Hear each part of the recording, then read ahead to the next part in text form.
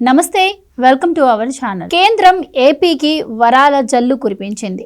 ఎవ్వరూ ఊహించని విధంగా అమరావతి నిర్మాణానికి 15,000 కోట్ల శాంక్షన్ అయితే చేసింది. మరి పరిశ్రమల కారిడార్ నిర్మాణాలకు కావచ్చు, అలాగే వెనుకబడిన ప్రాంతాల అభివృద్ధికి, అవసరమైతే రాష్ట్ర అభివృద్ధికి ఇంకా నిధులు కూడా కేటాయిస్తామని చెప్పి నిర్మలా సీతారామన్ గారు అయితే చెప్పడం జరిగింది. ఇక ప్రముఖంగా ఆంధ్రప్రదేశ్ జీవనాడి అయినటువంటి పోలవరానికి కూడా ఆవిడ నిధులను కేటాయించడం, పోలవరం పూర్తయ్యే వరకు కూడా మాదే బాధ్యత అని కూడా ఆవిడ చెప్పడం అయితే జరిగింది. మరి కేంద్రం ఇన్నిచ్చినా కూడా దీనిపై ఇటు నీలి మీడియా కావచ్చు, ఇంకొన్ని మీడియాలు కావచ్చు దుష్ప్రచారం అయితే చేస్తూ ఉన్నాయి.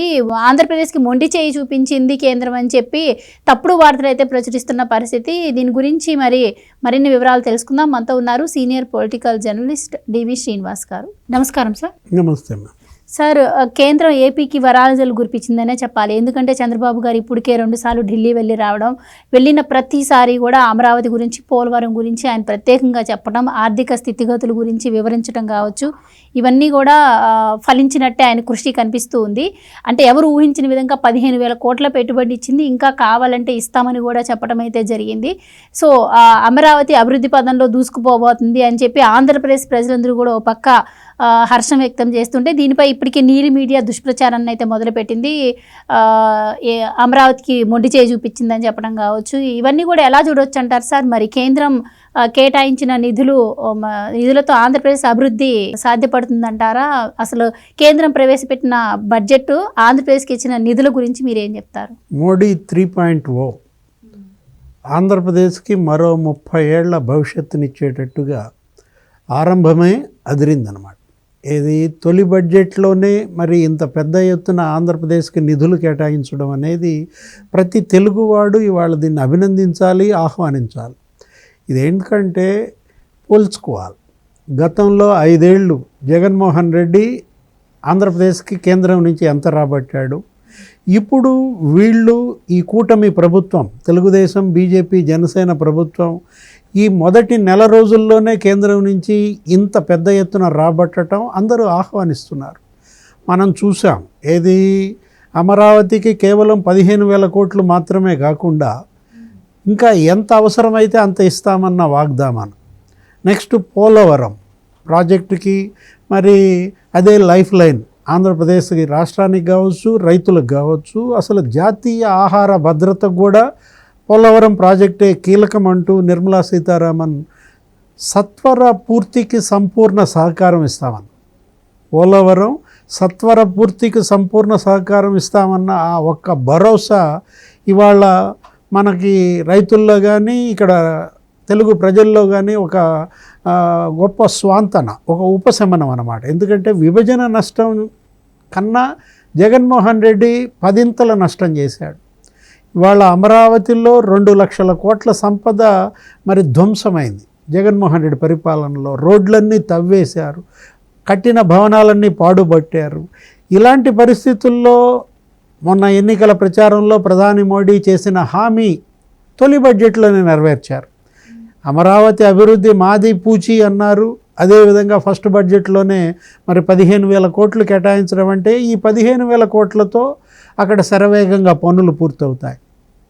ఆ రోడ్లన్నీ ఇవాళ సీడ్ యాక్సెస్ రోడ్డు కావచ్చు, ఇంకా అసంపూర్తిగా ఉన్న భవనాలు కావచ్చు, మొత్తం అన్నీ కంప్లీట్ అయిపోవడంతో పాటు కొత్త నిర్మాణాలు, కొత్త ప్రాజెక్టులు చేపట్టడానికి వీలు కలుగుతుందన్నమాట. తర్వాత అక్కడ అమరావతిలోనే ఒక 136 అత్యున్నత సంస్థలు, ఇవాళ భూములు కేటాయించిన సంస్థలు కూడా జగన్మోహన్ రెడ్డి రాకుండా చేశాడు. అవి రాకపోవటం వల్ల 1,00,000 కోట్ల పెట్టుబడి పోయింది, 1,00,000 మందికి ఉపాధి పోయింది. ఇప్పుడు ఆ 136 కేంద్ర ప్రభుత్వ సంస్థలు, నాబార్డు, ఎస్బీఐ, ఇవన్నీ కూడా ఇవాళ మళ్ళీ ఆంధ్రప్రదేశ్ అమరావతికి వచ్చేస్తే 1,00,000 కోట్ల పెట్టుబడే కాదు, 1,00,000 మందికి ఉపాధి కూడా ఏర్పడుతుందన్నమాట. అంటే అమరావతికి మహర్దశ. 1631 రోజులుగా అక్కడ రైతులు, మహిళలు చేస్తున్న ఆందోళన మరి ఈరోజు మోడీ చిత్రపటానికి పాలాభిషేకాలు చేస్తున్నారో లేదో మరి చూడాలి. ఎందుకంటే ఒక్క అమరావతి, పోలవరమే కాదు, ఇండస్ట్రియల్ కారిడార్స్కి ఒక అద్భుతమైనటువంటి హామీ ఇచ్చారు. ఏది విశాఖ చెన్నై ఇండస్ట్రియల్ కారిడార్లో నీకు కొప్పర్తి నోడ్ డెవలప్మెంట్ బాధ్యత మాదే అన్నారు. అక్కడ హైవేలు, రోడ్లు, విద్యుత్, వాటర్ ఇవన్నీ కూడా కేంద్రమే ప్రొవైడ్ చేస్తున్న దీంట్లో. అదే కాదు, ఇవాళ Hyderabad next Bengaluru corridor, Hyderabad Bengaluru industrial కారిడార్లో నీకు ఓర్వకల్ నోడ్ మేమే డెవలప్ చేస్తామన్నారు. అటు కొప్పర్తి ఇటు ఓర్వకల్ ఈ రెండు కనుక అభివృద్ధి చెందితే నీకు ట్రయాంగులర్గా ఇక్కడ ఇండస్ట్రియల్ సెక్టార్ డెవలప్ అవుతుంది. ఇటు తెలంగాణకి ఇటు ఆంధ్రప్రదేశ్కి రెండింటికి కూడా ఇది మేళ్లు చేకూర్చేటటువంటి ఇండస్ట్రియల్ క్యారిడార్స్గా చూడాలి. ఈ పారిశ్రామిక ప్రోత్సాహకాలు ఇవ్వడానికి ముందుకు రావడం కానీ, నెక్స్ట్ వెనుకబడిన జిల్లాల అభివృద్ధి, ఏది రాయలసీమ 4 జిల్లాలు, ఉత్తరాంధ్ర 3 జిల్లాలు, దాంతోపాటు ప్రకాశం జిల్లాను కూడా యాడ్ చేశారు. ఈ బడ్జెట్లో ఉన్నటువంటి ఒక కొత్తదనం అన్నమాట. ఏది 3 రోజుల క్రితమే చంద్రబాబు తెలుగుదేశం ఎంపీలతో భేటీ అయ్యారు. పార్లమెంటరీ పార్టీ భేటీలో ఆయన స్పష్టంగా చెప్పాడు. ఏమని?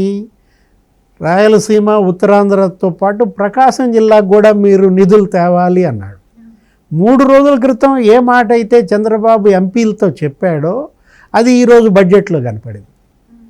ఏది రాయలసీమ 4, ఉత్తరాంధ్ర 3 జిల్లాలతో పాటు ప్రకాశం జిల్లాను కూడా చేర్చడం అనేది ఇవాళ ప్రకాశం నెత్తి మీద పాళ్ళు పూశారు. ఎందుకంటే వెనుకబడిన జిల్లాలు మనం చూసినట్లయితే సీమ కన్నా ఉత్తరాంధ్ర కన్నా కూడా వెనుకబాటు ఎక్కడ ప్రకాశం జిల్లాలో.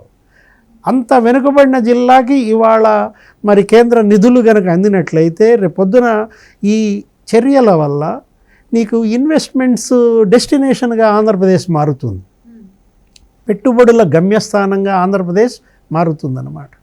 అటు బీహార్కి ఇచ్చారు, బీహార్కి కూడా ఒక 26,000 కోట్లు ఇచ్చారు. అక్కడ టూరిజం డెవలప్మెంట్కి అక్కడ ప్యాకేజీలు అనౌన్స్ చేశారు, ఇండస్ట్రియల్ డెవలప్మెంట్కి అక్కడ ప్రాధాన్యత ఇచ్చారు. అంటే అటు బీహార్ ఇటు ఆంధ్రప్రదేశ్ 2 కళ్ళుగా ఇవాళ మోడీ 3.0 నడుస్తుందన్నమాట. ఎందుకంటే ఇప్పుడు ఆ 2 ఊతకర్రలను ఏదో అన్నారు, ఏది అక్కడ జేడీయూ కావచ్చు, ఇక్కడ తెలుగుదేశం కావచ్చు.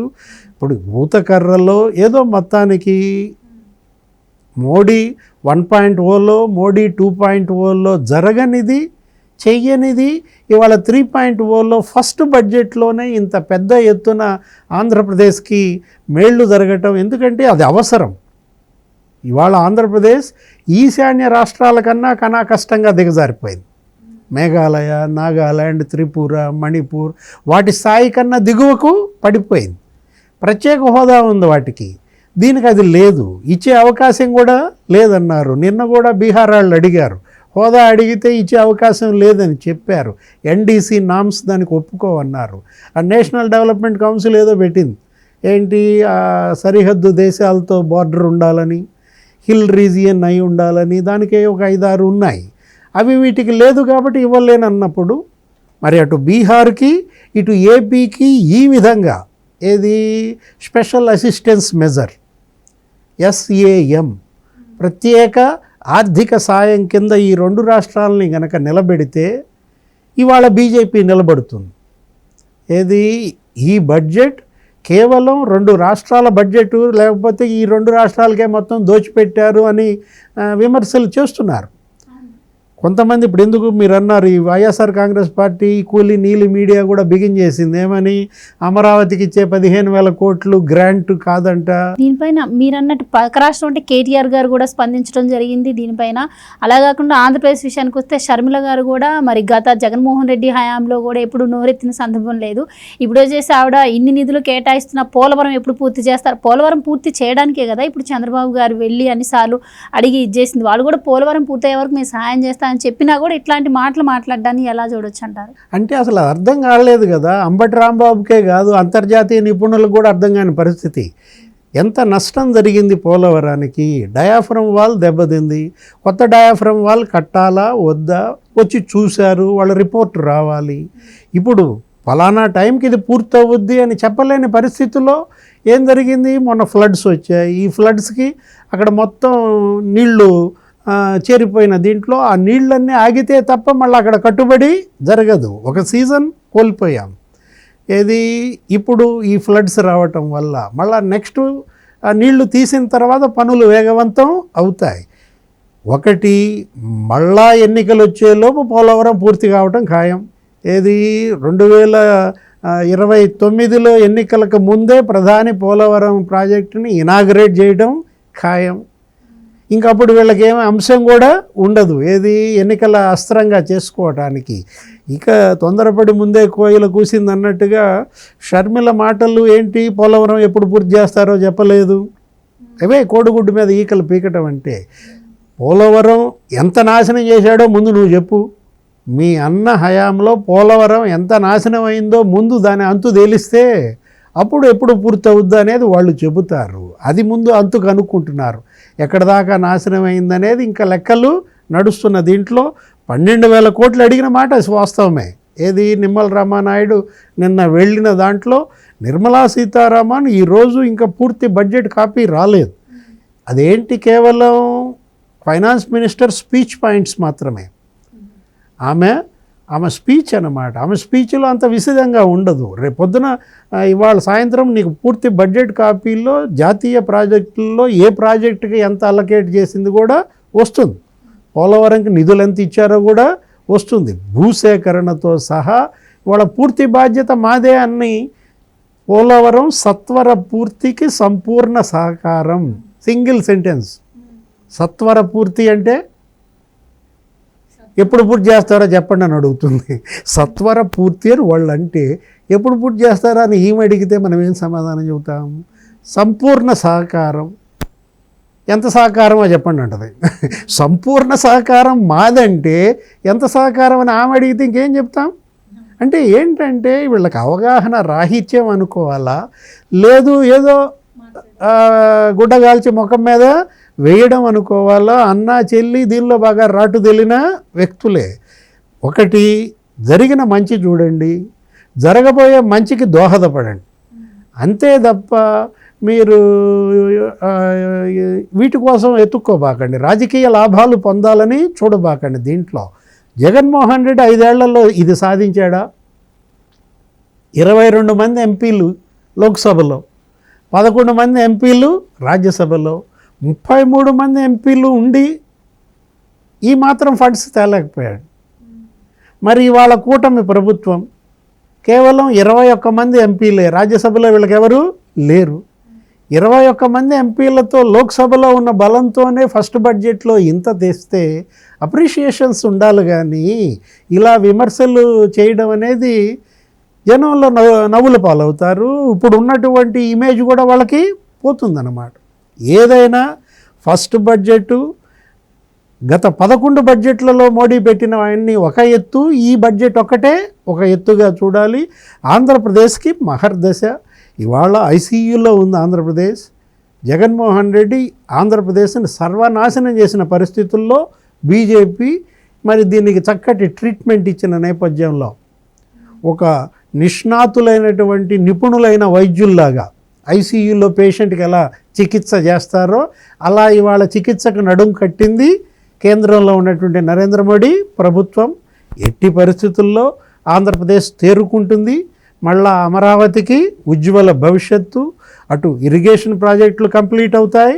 నెక్స్ట్ వీళ్ళకు ఉపాధి ఏర్పడుతుంది. యూత్లో ఈ అన్రెస్ట్ కూడా పోతుంది. ఎప్పుడైతే పరిశ్రమలు, పెట్టుబడులు, కంపెనీలు వచ్చాయో నీకు పెద్ద ఎత్తున ఉపాధి అవకాశాలు విస్తృతం అవుతాయి. ఏదైనా కేంద్ర బడ్జెట్ ఇవాళ ఆంధ్రప్రదేశ్ అన్ని సమస్యలకి పరిష్కారం. Right sir, thank you.